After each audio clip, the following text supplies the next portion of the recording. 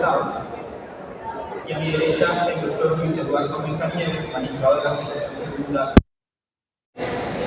El día de hoy vamos a conversar brevemente sobre novedades relacionadas con el proceso contencioso administrativo. Pero como ustedes saben, el proceso contencioso administrativo tiene diferentes aristas dependiendo del tópico que se aborde. Y aquí cuento con el doctor Víctor Chávez, que nos va a hablar del enfoque del derecho tributario, y con el doctor Luis Eduardo Mesa, que nos dictará en relación al enfoque del derecho administrativo laboral. Entonces, sin más preámbulos, doctor Luis Eduardo Mesa, vamos a empezar con usted. Muy bien. Doctor Mesa, el derecho procesal tiene unos principios generales orientadores que, a pesar de que se aplican de forma transversal, tienen unas connotaciones muy relevantes y muy particulares en materia de contencioso laboral. ¿Podría usted explicarnos un poco el desarrollo de esos principios en el derecho administrativo laboral colombiano, sus principios procesales? Muy bien, muchas gracias, doctor Esqueda. Primero quiero agradecer al Instituto Colombiano de Derecho Procesal por esta invitación, al doctor Juan Francisco Pérez Palomino, presidente del capítulo, y a la doctora Yenis Hernández, secretaria del mismo, valorando el gran esfuerzo que ella ha hecho al congregar a todos estos publicistas, pero también principalmente a los estudiantes, a quienes extiendo un fraternal saludo.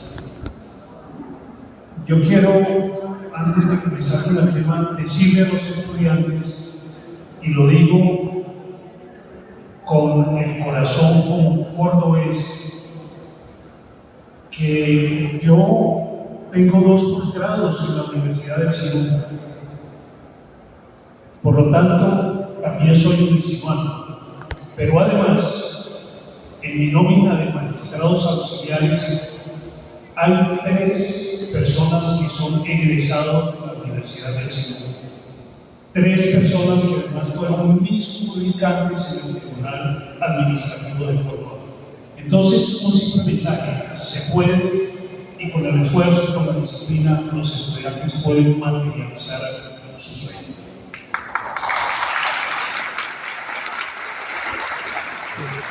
Bien, para comenzar, y por la brevedad del tiempo, quiero aproximarme a cuál es la facultad que tiene el juez contencioso administrativo desde la mirada de los principios del derecho administrativo laboral. Los principios del derecho administrativo laboral, no me voy a ahondar en conceptos sin antecedentes, sino, repito, por la brevedad del tiempo, ser muy concreto. Son unos instrumentos que tiene el juez al momento de interpretar la ley y aplicarla a un caso concreto. En este caso, los principios que se han venido decantando que constituyen en expresión del derecho viviente. Hoy resalto, digamos, la característica de estos principios de que tienden no solamente a materializar la justicia, sino que también permiten la efectividad de los derechos laborales. Y todo esto viene bajo el influjo de la constitucionalización del derecho administrativo, particularmente el derecho laboral. Hay que mencionar que el artículo 153 de la ley estatutaria traía un numeral, el numeral 16 de ese proyecto, que establecía o establece, porque de todas maneras fue refrendado por la reforma que se hizo a la ley estatutaria, en donde se establece el deber de los jueces de decidir no solamente en términos, sino también de decidir aplicando los principios generales de la función jurisdiccional. Entonces, cuando hablamos de principios y en eso hay alguna coincidencia con el remate de la exposición del doctor Padrón, no debemos olvidar los principios para decir. La Corte Constitucional ha dicho que los principios tienen unas características. En realidad vienen a ser fuentes de derecho para sus aprobaciones normativos, criterios hermenéuticos para interpretar las normas aplicables en los casos concretos, pero también sirve para establecer límites al ejercicio del poder político y así como entonces orientan el ejercicio de este poder. Ahí están citadas algunas sentencias, la P457 de 1992 y la sentencia C593 de 2017, en la cual, por ejemplo, a propósito de la revisión de constitucionalidad del artículo 34 del Código Sustantivo del Trabajo, se declaró esa constitucionalidad aplicando los principios de primacía de la realidad sobre las formas y el principio de favorabilidad. Ello para proteger los derechos de los trabajadores cuando eran contratados por contratistas para realizar obras, prestar servicios, y la empresa beneficiaria debía concurrir solidariamente a satisfacer los derechos laborales. Ahora bien, ¿cuál es el papel de esos principios? Rápidamente, recordemos el artículo 103 de CEPACA establece con claridad que el objeto de esta resolución y de los procesos que se tramitan ante ella es propender por la efectividad de los derechos reconocidos en la Constitución política y la ley, pero además preservar el orden jurídico. Ahora bien, dice la norma y lo complementa, que en la aplicación e interpretación de las normas de derecho administrativo deberán observarse los principios constitucionales y los del derecho procesal. Eso implica que la misma Constitución la misma ley positiviza, trae a la ley todo el flujo de la propia Constitución que plasma también en sus normas principios del derecho laboral por la vía del artículo 53 de la Carta Política. ¿Cuáles son los principios? El primero es el principio protectorio, de acuerdo con el cual pues, se protege a la parte más vulnerable de la relación laboral, que es el trabajador. Y mirando pues, que se genera una desigualdad o discriminación positiva en favor para establecer una balanza, un equilibrio entre el patrono, Estado y el trabajador. Aquí encontramos, desde el punto de vista normativo, el artículo 25 y 53 de la Constitución, como también el artículo 9 del Código Sustantivo del Trabajo. Sobre esta aplicación de este principio tenemos una sentencia de unificación, la 013 de 2018 de la sección segunda del Consejo de Estado. El principio pro homine es un principio que tiene relación directa con los derechos humanos. Hay que interpretar la norma en aquellos eventos en que ésta admita más de una interpretación, pero interpretaciones que sean razonables, serias y objetivas, preferir aquella que de mejor manera potencialice la dignidad del ser humano. En este caso, me parece pertinente recordar que hay un plexo desde la Constitución que integra el bloque de constitucionalidad, y por eso encontramos como soporte los artículos 1 y 2 de la Constitución y el artículo 93 de la misma, pero también el artículo 5 del Pacto Internacional de Derechos Civiles y Políticos y el 29 de la Convención Americana de Derechos Humanos. El Consejo de Estado, a través de la Sala de Consulta y Servicio Civil, precisó a propósito de este principio que lo importante es que se suscita esta posibilidad de interpretar las normas jurídicas cuando se enfrentan interpretaciones que sean razonables, serias y objetivas, no caprichosas o superficiales y puramente subjetivas. Hay unos límites a ese principio, el principio de legalidad y de seguridad jurídica. Cuando estamos ante un caso donde se debate un derecho que haya dependido de una situación ilegal, no podrá aplicarse el principio pro homine. Bien, sigamos con el otro, que es el principio de la condición más beneficiosa para el trabajador. Aquí nos encontramos ante un cambio legislativo. Se produce un cambio legislativo y la nueva norma no establece un régimen de transición que permita eventualmente proteger los derechos que estaban reconocidos de manera más favorable que la norma anterior. En esos casos, entonces, se prevé que el intérprete debe aplicar la norma más beneficiosa, pero hay unos requisitos, digamos, unos límites. Por ejemplo, que el derecho se haya causado bajo la norma que estaba estableciendo dicho derecho. Verificar que la entidad sea competente para reconocer el derecho que se pretende o que se reclama y establecer si estamos ante un régimen genérico o específico. Esto lo vemos que se ha aplicado por el Consejo de Estado, radicado 487 de 2020, el 14 de septiembre de 2023, en el caso de la pensión de sobrevivientes. Igualmente, en la pensión docente, en el radicado 5241 de 2022. Casos en donde se invocaron normas que establecían derechos cuando había sobrevivido una nueva legislación.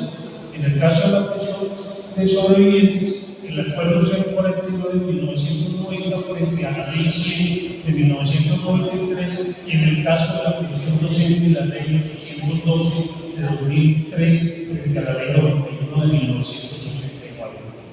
El principio de la privacidad de la realidad sobre las formalidades, que es muy conocido y que tiene que ver con el reconocimiento de la realidad que se da cuando hay contratos de prestación de servicios. En este caso, basta que se pruebe, que se establezca la realidad de la relación laboral para que ésta se reconozca frente a la formalidad de un vínculo que oculta esa realidad de que realmente se hay una relación laboral. Aquí tenemos sentencias del 26 de julio de 2018, radical interno 2778 de 2013. El principio de favorabilidad. Este es un principio que se utiliza cuando existen situaciones de duda frente a cuál es la disposición jurídica aplicable al momento de resolver un asunto concreto. Es decir, si hay dos normas vigentes, ¿cuál es la que se debe aplicar? Hay que elegirlo y tiene relación este principio con el principio también de la condición más beneficiosa, pero también hay una diferencia, y es que la norma que se elija aplicar tiene que aplicarse de manera íntegra, y allí aparece el principio de inescindibilidad de comportamiento. ¿Cuáles son las condiciones para aplicarlo? Que existan varias fuentes vigentes al momento en que se causa el derecho, que existan dudas sobre cuál se debe aplicar, y también que la norma admita más de una infracción. El siguiente principio es el principio iura non curia. Este es un principio muy importante porque ha habido un trasegar para que pueda aplicarse frente a la impugnación de actos administrativos. Y este principio lo que indica es que, pese a las deficiencias que existan en la invocación del derecho por parte del demandante, el juez puede encontrar cuál es el derecho aplicable para eventualmente conceder y reconocer el derecho. Digamos que de manera general estos serían, digamos, los principios de derecho administrativo que se aplican en el derecho. Muchas gracias, doctor. Doctor, me llama mucho la atención este último principio de iura no incuria. ¿Usted puede profundizar un poco más en la aplicación de ese principio desde el enfoque de juez administrativo laboral? Perfecto. Vamos a hacer entonces este principio, como lo decía brevemente, implica la obligación del juez de aplicar el derecho pese a las deficiencias normativas implicadas, digámoslo así, si ha habido una equivocación al invocar la normatividad aplicable. Pero, ¿qué significa iura no incuria? Es una expresión latina que indica iura derecho, no conocer, curia hace referencia al juez. Es decir, el derecho que conoce el juez. Se supone que el juez está preparado para conocer el derecho y responde al aforismo de darme los hechos, yo te daré el derecho. Frente a los actos administrativos impugnables, este era un derecho que no tenía cabida. ¿Qué sucede? Que la sección segunda emitió una sentencia de unificación, la sentencia CSUJ 010 de 2018, y en esa sentencia sentó las bases para permitir la aplicación del principio iura no incuria en asuntos laborales. Venía siendo emitido en asuntos de responsabilidad del Estado. Aquí utilizó dos argumentos para soportar la decisión que permite la aplicación de ese principio.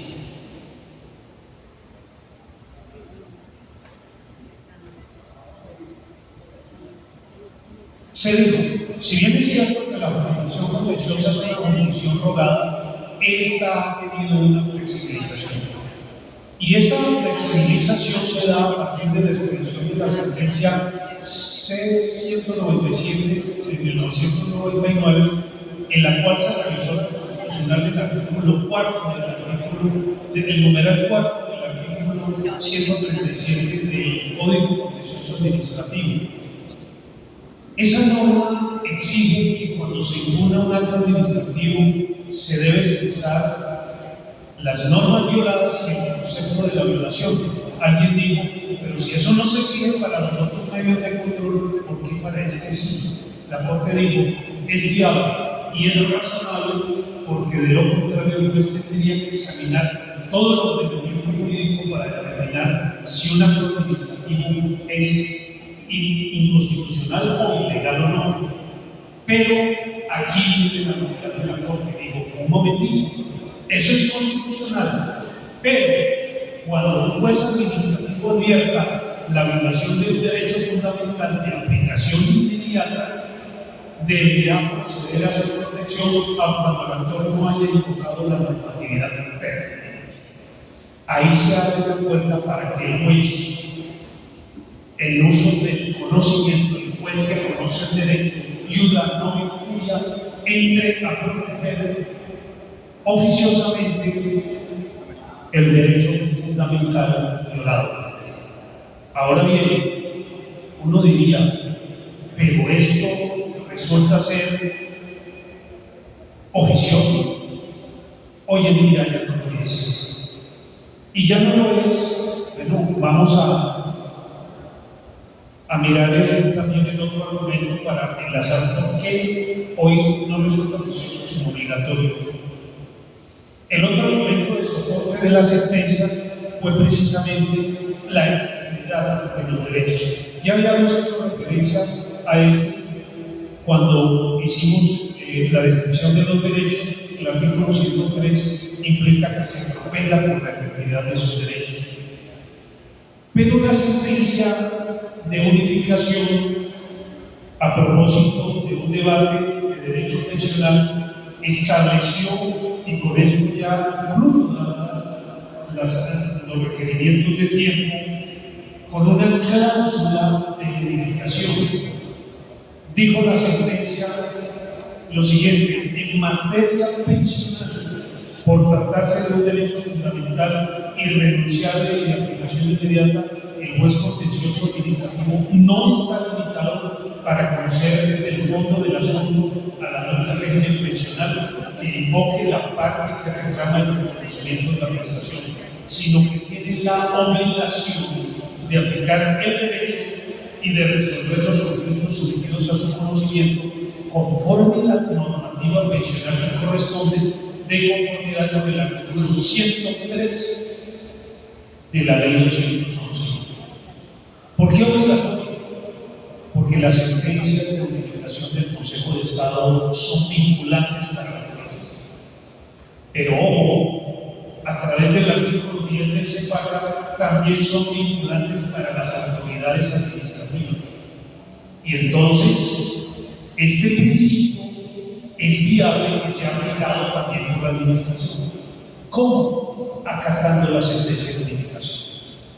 De tal manera que, y me atrevo simplemente a concluir este tema con tres conclusiones breves. Uno, los principios son herramientas para hacer real la justicia social. Dos, hoy, y conforme la sentencia de unificación del Consejo de Estado a la que he hecho referencia, el principio de una no incluye en materia de asuntos profesionales y en materia laboral es de obligatoria aplicación. Tres, la aplicación de este principio puede ayudar en disminuir la conflictividad y en prevenir el daño al tiempo. Muchas gracias. Muchas gracias.